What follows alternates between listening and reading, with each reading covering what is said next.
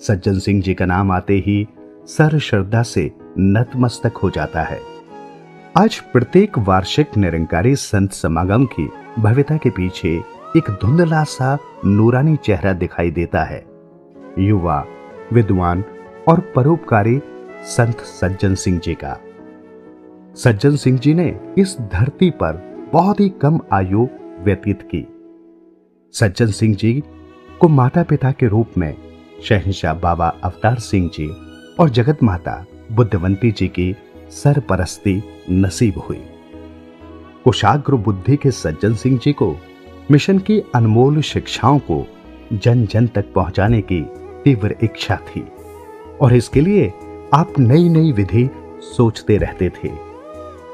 संत निरंकारी मंडल की स्थापना के पश्चात प्रकाशन और पत्रिका का लघु स्वरूप, जिसे सदगुरु दी लोड नाम दिया गया, ये सज्जन सिंह जी के प्रयास और योगदान का ही परिणाम रही। कहते हैं कि 5 प्रणों के निर्माण में भी सज्जन सिंह जी का योगदान रहा।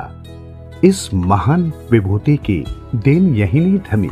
उन्होंने शहंशाह बाबा अवतार सिंह जी से प्रार्थना की कि वर्ष में एक बार सभी संत महापुरुष समागम के रूप में एकत्रित हों।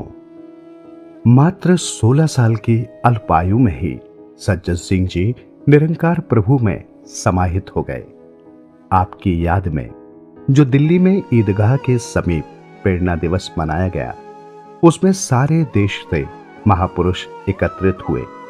इस प्रकार ये प्रेरणा दिवस ही पहले संत समागम की नींव का पत्थर बना।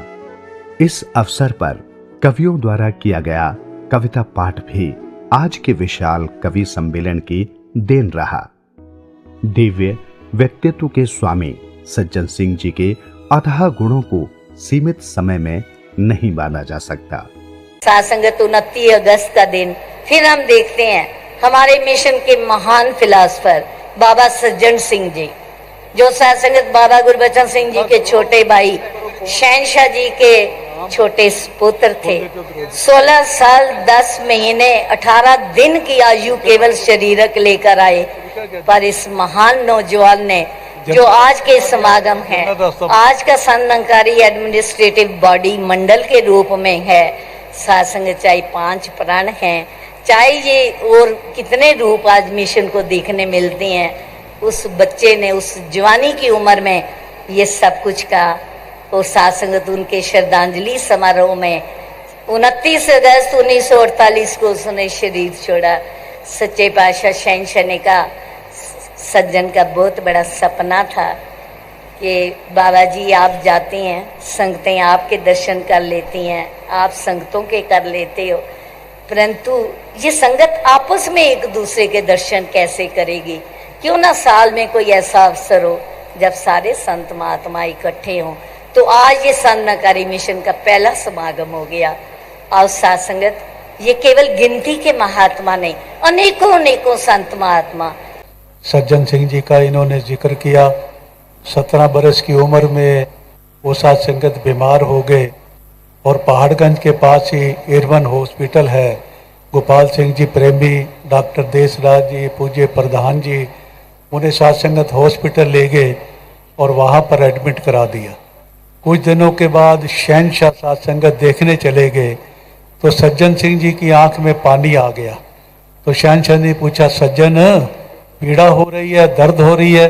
तो बच्चा क्या कहता है, जिन्हें 1943 से ही पिता को सतगुरु स्वीकार कर लिया था, कहने लगा, शहंशाह दर्द नहीं हो रही, पीड़ा नहीं हो रही, लज्जा आ रही है, शर्म आ रही है कि एक छोटे से अदने से गुरसिख को देखने के लिए शहंशाह बाबा अवतार सिंह को हॉस्पिटल में आना पड़ा।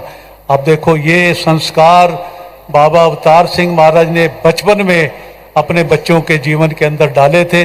छोटे छोटे बच्चे गुरबचन सिंह जी, सज्जन सिंह जी जब आते तो बाबा बूटा सिंह पूछते, बच्चों रब कहाँ है?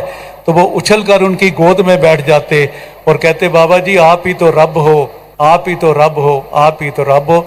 ऐसे संस्कार बाबा अवतार सिंह ने अपने 14 बरस की जिंदगी में साथ संगत पत्नी में, बच्चों की जिंदगी में डाले थे।